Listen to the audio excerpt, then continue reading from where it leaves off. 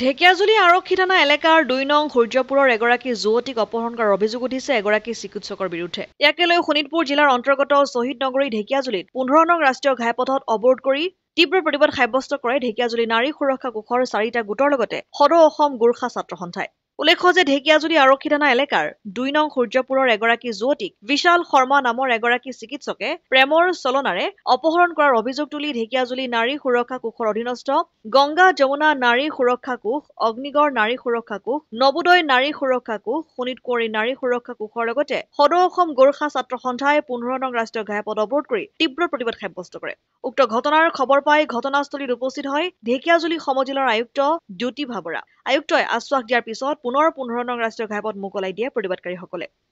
হয়, আজি আমি অৱৰোধ কৰিছোঁ কাৰণ ২ নং সূৰ্যপুৰৰ ঢেকিয়াজুলি সমষ্টিৰ তাৰে ছোৱালী এজনী ইমান দিনে নিৰুদ্দেশ হৈ আছিলে।